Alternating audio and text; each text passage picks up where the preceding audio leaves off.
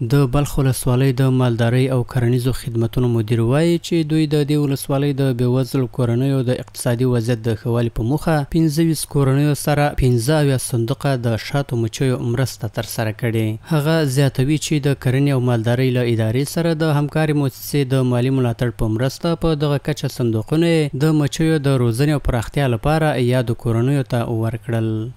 امروز دفتر محترم دی‌سی در هر فامیل 3 صندوق زنبور یا کمک میکنن باز یا با ترویج پیدا میکنه. باز این صندوق ها باز از 3 و 4 و سالهای آینده زیادتر ترویج پیدا میکنه و از غسل خالص از این به دست میاره. له بلې خوا یو شمېر هغه کسان چې په بلخ کې د شاتو مچیو په روزنه او پالنه بوخت دي د اسلامي امارت د مسؤلینو او همکارو مؤسسو له هڅو خوښي څرګندوي او وایي چې دوی د ورکړل شوو مقرراتو پر بنسټ د شاتو مچیو د پراختیا لپاره هڅې کوي.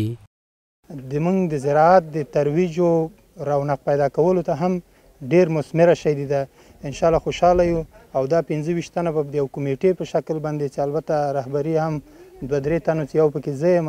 ان شاء الله د هغه اهداف چې موږ ته تعیین شوي دي هغې ته به یې رسوو او کوشش کوو چې د زراعت په همکارۍ د هالند د کمیټې د دغه انجینر صاحبانو او مسؤلینو په همکارۍ باندې چې موږ ته ځینې لارښوونې وکړي. موږ په بدوي شکل البته تر اوسه دې کار یو څو موده کړی خو غواړو چې په حرفه‌ایي شکل د تاسې نه موږ دا زده کړو. فایده خو موږ دغه ترې نه وینو چې موږ وایو چې باید په سطح د ولسوالۍ اول خپل کلي ته کني باید نور ولسوالۍ ته باید موږ دې همکاري وکړو ورسره او صندوقونه د مچیو ورته ورکړو او که د انجینر صاحبانو موږ سره همکاري موږ به له خلکو سره هم داسې همکاري همسایګانو ګاونډیو ټولو سره به انشاءالله موږ همکاري کوو. په بلخ ولایت کې د هالند کمیټې دفتر یو مسؤل د شاتو د ارزښت او د خپلو کاري فعالیتونو په هکله په دې ډول وضاحت ورکړ. هدف از توزیع زنبور اصلی است که یا اشتغال دهی شود و سطح اقتصاد بسیار پایین است. تا شما وقتی که ما پارسال توزیع کرده بودیم شما اعتبار کنید که این 3 چند شده حتی 3 چند 4 چند گروه میکنه و هدف مهمی است که سر پای خود استاد شوند.